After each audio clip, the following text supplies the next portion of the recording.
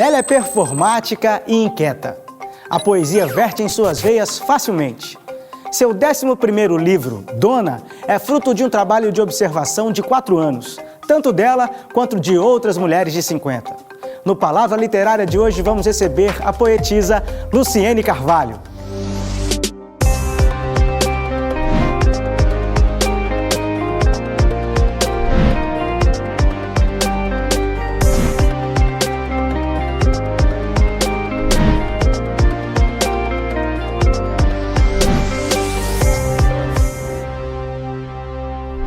Luciene Carvalho nasceu na cidade de Corumbá, Mato Grosso do Sul. O início do caminho no universo literário se deu como finalista do extinto Festival de Literatura, Arte e Música Popular, FLAMP, da Universidade Federal de Mato Grosso, no início dos anos 90. É a primeira autora negra a ocupar uma cadeira na Academia Mato Grossense de Letras, parte importante do seu trabalho. Como declamadora, se fez em shows poéticos em que une figurino, efeito cênico e trilhas musicais que criaram uma atmosfera para oferecer sua poesia viva e colocá-la a serviço da emoção da plateia. Estamos aqui recebendo a imortal escritora Luciene Carvalho. Luciene, bem-vinda ao Palavra Literária. Muito obrigada. Bom dia, Raul. Que seja lindo. Sempre. Eu queria começar o nosso bate-papo conversando como começou essa história. Quando surgiu a escritora Luciene Carvalho? Eu acho que a escritora é filha de uma criança que declamava. Eu comecei a declamar com 2 anos e meio. Conta a lenda, né? A minha mãe passa isso pra mim. Então, quando visita chegava, ou nas noites de vizinhança, eu lembro muito da voz da minha mãe dizendo, Lu, e ela me chamava de Luque. Aí eu, senhora mãe, que eu era uma criança, bicho do mato mesmo. Mas tinha alguma coisa na hora que ela falava, venha dar poesia. Então eu aprendi, no contexto, dar poesia, né? Não era declamar. E eu acho até hoje que é a coisa mais generosa falar, venha dar poesia. Porque você dá poesia para alguém é iluminar a alma. E aí a timidez sumia. Sempre foi um território onde eu me senti muito à vontade. E a Luciene, que escreve, começou de uma maneira que eu não consigo ainda dimensionar. Em 1987, Carlos Drummond morreu. E eu nunca fui uma pessoa de consumir muita poesia. Eu era da prosa. Me deu uma dor profunda. Eu me deitei no chão do meu quarto, eu já era casada, e eu fiquei em posição fetal, pensando assim, poesia é revezamento 4%. Poesia é revezamento 4%. A partir daquele momento, flui versos de dentro de mim, num volume que eu nunca tinha experimentado antes. E eu nunca mais parei de escrever. Você representa muita coisa dentro da literatura do Estado, com seus livros, suas poesias e a sua atuação, né? Você é muito atuante. Eu queria que você falasse, era um assunto que eu ia deixar um pouquinho mais para lá, mas aproveitei sua deixa para falar dessa sua atuação, dessa sua representatividade, a primeira mulher negra a ser imortalizada na Academia Mato Grossense de Letras. Eu só acredito em representação quando ela é atribuída. Então, é o público que me faz representante. A autorrepresentação é ego, né? Então, eu permito ser ícone de alguma coisa quando os representados me atribuem esse valor. Né? Mas eu me lembro com muita alegria no dia da minha posse. De repente, começou a entrar umas meninas pretas, lindas. O que era aquilo, Jesus? Ela entrou uma pequenininha, com black power desse tamanho. E eu olhava para aquele povo incomum, que nunca tinha entrado na academia. E eu olhava para aquelas meninas negras e elas entraram em silêncio e foram buscar lugar. Naquele momento, eu tomei consciência da importância do que estava acontecendo. Eu entendi que o fato de eu estar assumindo a cadeira 31, o fato de eu estar assumindo uma cadeira na Academia Mato Grossense de Letras, estava também entrando junto comigo todas elas. Vamos seguir e falar dos livros. Você tem algumas coisas escritas e eu quero um foco especial ao último livro, Dona, que para mulheres acima de 50, numa época que você faz 50, por favor. Então, doeu, mano. Eu não sabia onde que tava a dor, sabe? Eu não tinha noção. Onde é que tava doendo? Isso começou mais ou menos aos 47 anos e deprime, incomoda e... Aí começou uma reflexão e uma pesquisa. Eu passei a olhar onde é que estavam essas mulheres de 50 anos. Onde é que estão? Onde é que estão? Onde é que estão? Primeiro eu constatei uma invisibilidade social sobre elas, né? E não tem registro, né? Não tem registro literário ou musical. Eu comecei a vê-las no ônibus. Eu entrava no coletivo, cadê? Procurando as mulheres, elas não tinham nome ainda, né? O nome veio bem depois. Elas vinham do trabalho, era perceptível, a bolsa, o traje, sempre. As mulheres operosas e trabalhando. E elas realmente encolhidas, como se o processo de envelhecer, como se aquela marca no rosto, como se aquele corpo mais flácido, mais abaulado, fosse uma culpa pessoal. Eu acho que esse é um tema ousado, é um tema difícil de trabalhar, mas as pessoas não querem a feminilidade da mulher de 50. E eu não achava o nome, né? O nome óbvio seria Senhora, né?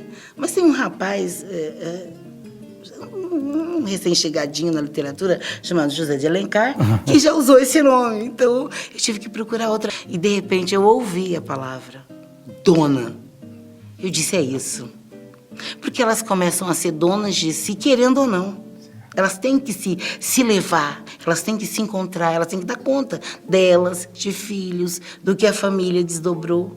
Teve um momento, que eu cheguei numa âncora de paz. Eu tava pronta para expor tudo. A sexualidade, a eroticidade. Nesse ínterim, a minha mãe morreu e eu percebi que a mulher de 50, ela vive lutos. Luto de filho, luto de relacionamento, mas tem um luto essencial, que ela vai ter que fazer uma escolha. Ou ela permite que aquela juventude óbvia vá morrendo nela, ou ela não vive. Não vi nada sobre isso em poesia. O ineditismo disso é relevante.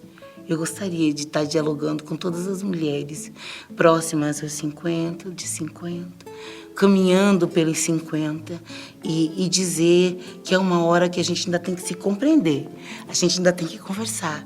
Tem muita coisa para ser dito, porque é o momento em que a mulher está mais plena. Isso aí. Bom, eu quero já te agradecer esse primeiro momento, dona do Palavra Literária de hoje, mas falaremos mais no seu cantinho daqui a pouco, onde você se inspira, onde vem todas essas pesquisas e esses poemas. Obrigado. Muito obrigada. Muitos livros inspirados em histórias reais que ganham as telas do cinema conseguem fazer com que o espectador capte a força dessas histórias que muitas vezes ainda são desconhecidas. É o caso de Estrelas Além do Tempo, que coloca um spotlight na questão gênero e racial durante o período da corrida espacial.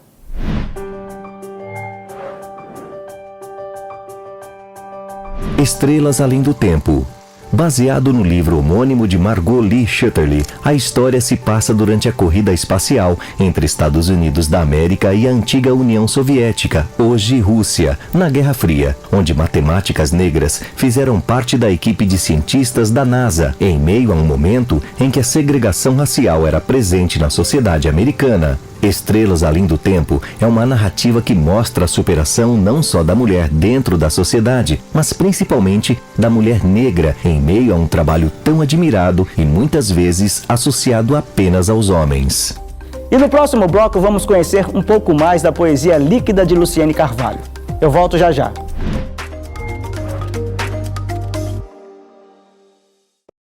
Luciene Carvalho transita pelas ruas, bairros e memórias de Cuiabá, com seus versos que representam o calor dessa cidade. Nós convidamos a Rapper Azul para fazer uma leitura de um dos poemas da escritora. Passeio por meu bairro, colho rosas em geral. Ouço trechos de programas de rádio que as casas deixam escapar por suas janelas. Aquela solta um pagode de domingo, onde a dona deve viver sorrindo. Em uma oficina mecânica, o sertanejo óbvio. Naquela casa da viúva não sai som nenhum. Ela tem um rádio até. É que mandou pro filho, tá preso no Carumbé. Naquele jardim bonito, com um som sofisticado, mora travesti Tadeu. Ganhou casa, carro, grana de um amante europeu. Virando naquela esquina, passa o boi, passa a boiada. Também passa uma menina, passando a cocaína pra toda garotada. Tem costureira, bandido, tem princesa, tem mexer. Tem motorista de praça, boca de fumo e fumaça. Tem desemprego e avião, tem perigo nas calçadas. Onde a vida é quase nada, na base ou no camburão. E uma gente linda e sobrevivente, sobe e desce o morro no sol quente. E nessa lida, inventa nova moda, nova vida. E quando sexta-noite rola o som, nas camas, becos, contos e varandas, o dom aqui no folga em gemidos e faz mais gente pra essa ciranda. Luciene Carvalho. Como prometido, mais um pouco de Luciene Carvalho e dessa vez num lugar que inspira história, família e escritas. Certo, Luciene? Sim. Aqui passou muita coisa e aqui também é onde você... Aqui eu digo porque esse espaço todo, né? Já fiquei sabendo da casinha ali e agora esse espaço novo, onde você escreve muito, onde você pensa muito, onde você reflete sobre os seus próximos passos na literatura. Vocês estão num território onde eu construí o que tem de profissional na minha carreira. Tudo o que foi publicado de forma individual, tudo aconteceu aqui. Todos os shows foram concebidos aqui. Cada pedacinho disso aqui está dentro de mim e está dentro do que eu escrevi. Sim. Mesmo estando num momento, né, diferente, num espaço diferente, no mesmo quintal. Mas a inspiração sempre veio daqui, por estar perto da família, porque você nos contou agora em off uma história muito interessante, que esse espaço aqui de hoje foi passando do bisavô para tia, para mãe, para tia, até chegar a tua vez de ocupá-lo. Esse espaço aqui, na verdade, ele é de uma grande família que começou com o meu avô materno vindo para cá. Seu Manuel Hilário da Conceição. Ele fazia muitas festas, ele era tocador de pé de bode, aquela sanfoninha pequena. E além de funcionário público, ele percorria o estado inteiro, Mato Grosso do Sul, até na Bolívia. Ele tinha um conjunto e um dia eu perguntei para minha tia, o conjunto, chamava como? E aí veio a minha surpresa. Ela falou, não, quando eu fazia as festas aqui, era um conjunto de jazz. Eu falei, como, tia? Eu tenho consciência que a minha tia não tá... Na Segunda Guerra, houve um contato. E o nome dos conjuntos que tocavam, o bumbo, o metal, a sanfona, chamavam jazz. Eu acho isso interessantíssimo. Eu ainda pretendo uma hora escrever sobre essas memórias que eu fui colhendo. E eu quis muito colher. Por ser gato que nasceu no forno, né? O fato de eu ter nascido e deslocada muito menina pra cá me fez olhar e ir assimilando. Daqui desse quintal eu fui assimilando Cuiabá. Foi daqui que eu namorei com a cidade. Foi daqui que eu aceitei o convite de casamento com a cidade. E foi aqui que eu celebrei essa coisa literária. Eu tenho um amor literário com Cuiabá que está presente na minha obra como um todo. Cuiabá é a minha grande musa. Em cada conto que eu escrevo tem uma árvore, tem um pedaço da cidade, tem um relato de fruta, tem um olhar sobre esse bairro, Porto, sobre tudo que acontece na cidade. Bom, você falou então que tem muita inspiração desse lugar, tudo que você escreve, você celebra Cuiabá, você reverencia a cidade, tem esse amor por Cuiabá, que Cuiabá é sua musa. Sempre. Mas nós temos o lado de onde a Luciene inspira, a Luciene é musa, Luciene é reverenciada. Você, inclusive, virou um filme. Eu queria que você nos falasse um pouco dessa experiência que é incrível, de pessoas que acreditam e são orgulhosos de ter você como cidadã mato-grossense, como espaço da nossa história da literatura, e resolveram documentar isso aí através de vídeo também. Eu tenho uma afilhada chamada Viviane, minha única afilhada aqui de batismo, e ela um dia foi mostrar para um colega de trabalho chamada Juliana. Essa mesma Juliana esteve na posse com o Diego Baraldi, na posse da academia. E ela estava olhando aquilo tudo com muito estranhamento. Como? Mas como? Diz ela depois. Depois de um certo tempo, cerca de 1 ano, ela veio me visitar aqui no quintal. Ela disse, Luciene, eu estou pretendendo fazer um documentário. É sobre você. E isso foi amadurecendo até que em 2008, Juliana entrou aqui de banheiro químico, furgão, parou a rua, montou um restaurante para servir a equipe de forma muito profissional, de forma técnica. Eu falo que eu não vou muito com o jeito dela, porque ela exige de mim, além... Eu nunca tive um relacionamento de trabalho em que alguém conseguisse me fazer ir além. E ela conseguiu me tirar. Porque aquela moça é de uma seriedade, de um profissionalismo que vai além. Eu me sinto muito honrada pela seriedade do trabalho. Um longa-metragem me deu um incômodo muito grande, porque eu lidava com os pequenos formatos, né, que eu tenho feito. E eu sempre me senti muito à vontade. Mídia nunca me assustou, porque sempre foi. Eu sou aquela que todo dia que vai fazer alguma coisa diferente, lembra que quem me colocou onde estou foi a mídia cuiabana. Foi o audiovisual, foram as televisões, foram os jornalistas. Eles fizeram uma eletiva com o meu trabalho, né? Mas a Juliana me trouxe uma outra dimensão de mídia. E uma promessa de levar meu trabalho. E ela fez isso com... Eu não consigo achar palavra. É a primeira vez que alguém me deixa sem palavra. Juliana Curvo tem uma birra disso. E eu desejo para ela toda a sorte do mundo no trabalho que ela faz. Porque ela faz com seriedade, o respeito à equipe, o cumprimento das regras e normas. Eu aprendi muito com ela. Ela me permitiu mostrar não só minha vida, mas o que está em torno de minha vida, minha arte. Teve um momento em que ela parou o Cine Teatro, contratou o Cine Teatro para gravar a minha presença cênica. Então, a grandeza do trabalho e o olhar da Juliana vai me surpreender sempre. Eu tô muito serena com relação ao filme, ao que vem a ser. Porque quando você trabalha com uma pessoa e você sente o profissionalismo dela, você fica segura. Ela passeou mesmo pela sua história, Ela me mostrou parte da minha história. É nisso. Ela conseguiu mostrar dentro do olhar dela algumas coisas que eu não vi em mim. Incrível, incrível. Incrível. Que você continue mostrando para todo mundo um pouco da sua história, vida longa, os seus passos no palco, nos livros, nas escolas, e que possamos ter muito mais de Luciene e outras mulheres desse calibre no nosso estado. Obrigada, é bom ter parceiros, porque você também passeia pela arte cuiabana e te encontrar é a certeza de bom trabalho. Eu gosto muito do trabalho que vocês estão fazendo, eu me sinto cercada por bons profissionais, eu me sinto segura com o olhar da direção, eu me sinto feliz que os ancestrais tenham escolhido vocês para estarem vivendo esse momento novo de minha vida. Muito obrigada. Sempre vou dizer, mídia é passarinho. Só vocês podem estender a obra para mais e mais e mais pessoas. Sem vocês, nossas pernas são muito curtas na escrita. Obrigada por tudo que vocês fazem pela minha carreira. Hoje, 300 e muito mais anos.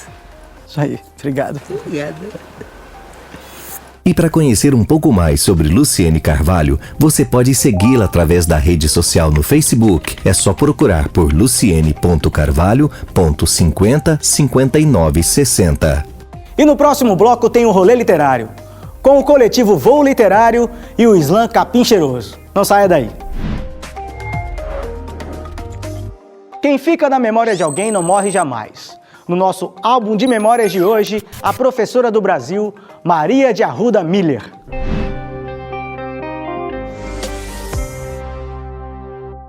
Maria de Arruda Miller nasceu em Cuiabá em 9 de dezembro de 1898. Lecionou em vários estabelecimentos de ensino da capital e, temporariamente, no grupo escolar de Poconé, onde seu esposo, Júlio S. Miller, foi diretor. Integrou um grêmio literário, Júlia Lopes, que por quase 50 anos publicava a revista A Violeta. Encampou o movimento na década de 30 em prol do voto feminino e conclamou as mulheres matogrossenses a se inscreverem como eleitoras quando o voto foi consignado na Constituição de 1934. Em 2002, o então ministro da Educação, Paulo Renato de Souza, entregou-lhe em mãos a comenda da Ordem Nacional do Mérito Educativo, em reconhecimento ao trabalho didático realizado por Maria. Aos 103 anos de idade, ela tornava-se professora do Brasil. Debater literatura voltada para as questões femininas e incentivar mulheres a lerem obras de outras mulheres. Foi assim que 3 amigas criaram o coletivo Voo Literário, que você confere agora.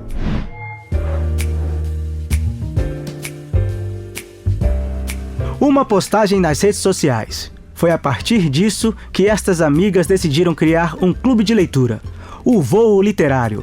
O Voo Literário é uma iniciativa minha com mais 2 amigas.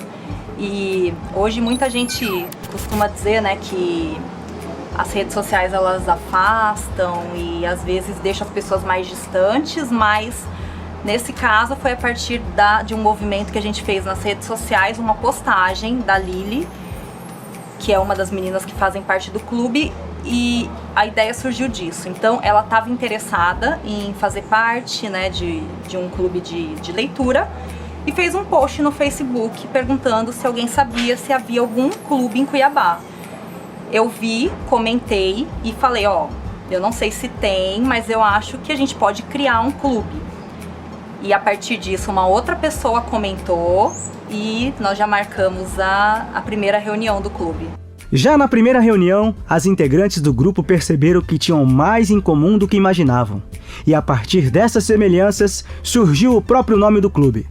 Na nossa reunião que a gente fez para discutir como é que o clube ia funcionar, os livros que a gente ia ler, a gente estava conversando, a gente viu que os livros que a gente estava lendo naquele momento, de todo mundo, de todos os participantes do grupo, tinha alguma coisa a ver com pássaro. E aí, a partir disso, eu fiquei com aquilo na cabeça, a gente fez um briefing para criar o nome do grupo.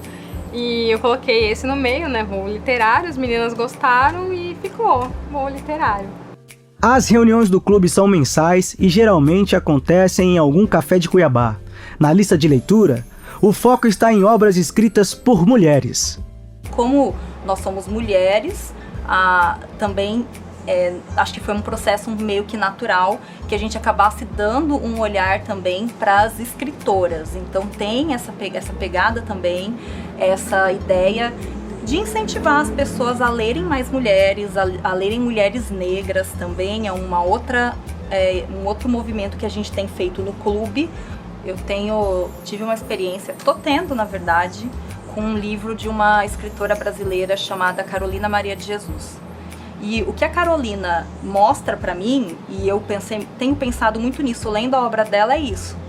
É uma mulher negra, favelada, como ela mesma gosta de se tratar no livro, né? Que ela é uma mulher negra favelada, arrumava o seu tempo mesmo com 3 filhos, chorando, pedindo comida, e ela arrumava tempo para escrever e para ler, e lia bastante. Então é aquela história de pensar, qual é a sua desculpa? O Voo Literário está aberto a novas parcerias e participantes. Fica o convite, então, para quem quiser participar com a gente do nosso clube literário, que goste de ler, que queira debater sobre o feminismo, que é o que a gente tem lido ultimamente, sobre a visão de mulheres negras, sobre desigualdade social e racial. Então fica aí o convite para quem quiser estar participando com a gente, entre em contato, que será muito bem-vindo.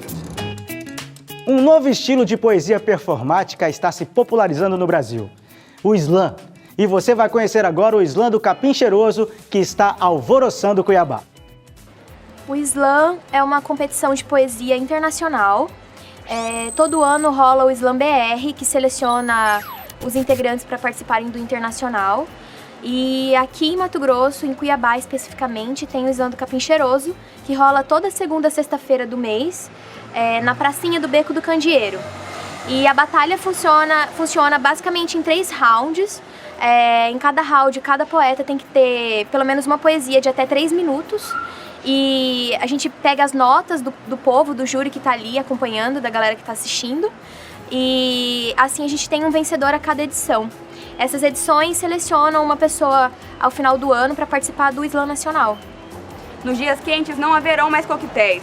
Migrarei sem destino, sem certeza e sem abrigo. Uma guerra infinita comigo. Seu silêncio é meu pior inimigo. O Slam do Capim Cheiroso, ele existe há mais ou menos uns 2 anos. Ele começa na Praça da Mandioca. A escolha do local é por conta do processo de elitização da mandioca, então ele vem com a proposta de intercâmbio cultural. Aí a gente se reúne tentando fazer com que mude de local devido aos últimos acontecimentos de coerção que aconteceram na Praça da Mandioca. Então a gente decide fazer no Beco do Candeeiro, né, que é um espaço onde a gente acredita que a gente pode ter contato com as pessoas que convivem ali e levar poesia para aquele espaço e também levantar os debates naquele espaço. Esses dias eu parei para pensar quando foi que eu esqueci de mim. Sabe quando qualquer coisa é mais importante? O ônibus que você vai pegar, o que fulano vai achar, o que seus pais vão pensar, que aquele maninho que estudou contigo passou no concurso, o outro tá preso, seu primo com 16 passou no vestibular. É tanta fita pra pensar, a ansiedade começa a falar, parece que eu não tô indo pra nenhum lugar. Eu ouço a batida do relógio da minha mente e cada segundo parece que vai me matar. Aí um dia o mestre me disse: você já ouviu falar sobre o presente que a vida nos dá? O agora. E você tem que saber aproveitar. Prezar por cada encontro, por cada bom dia, por cada olhar. Para! Não aguento mais essa farsa. Felicidade infinita, não vejo a fonte. Tira esse sorriso do rosto, encosto, ponto morto. Esse sorriso duro não disfarça o olhar, só distrai a visão. Focados no Facebook, informação domina a mente. A atenção desvia do irmão. Às vezes eu volto para casa, durmo e sonho com uma velha branca cheia de úlceras, passando protetor solar. De repente, a minha pele começa a rasgar. Acontece que o protetor solar fator 100 protege a pele da velha branca cheia de úlceras do sol, mas não protege a minha pele, não protege a nossa pele. Protege a sua? Você sabia que Raquel de Queiroz apoiou a ditadura militar?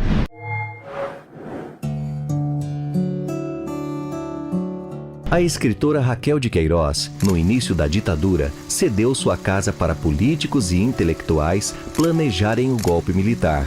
Ela participou pintando folhetos e até se filiando à Aliança Renovadora Nacional, ARENA. Em 1991, quando participou do programa da TV Cultura Roda Viva, Caio Fernando Abreu questionou o posicionamento da escritora, ao que ela replicou: gostaria de responder a você que nós estamos em um país democrático. Eu respeito suas posições e espero que você respeite as minhas. E você confere agora a nossa dica literária de hoje. Meu nome é Simone Sanches Vicente Moraes e trabalho na Escola Estadual Professor Gercy Jacob. E a minha dica literária é Memórias de uma Moça Bem Comportada, de Simone de Beauvoir. Essa dica literária, então, é para que nós, mulheres, possamos compreender um pouco esse universo que a gente acha que é tão masculino e que nós temos o nosso espaço, sim, que nós podemos fazer o que a gente quiser, que nós temos competência e somos capazes. E eu aprendi isso com a Simone. Essa é a minha dica literária. O programa Palavra Literária de hoje termina aqui, mas nos vemos em breve com mais um escritor da literatura mato-grossense. Além de dicas, informações e lugares descolados para vocês que apreciam o mundo das letras. Até a próxima!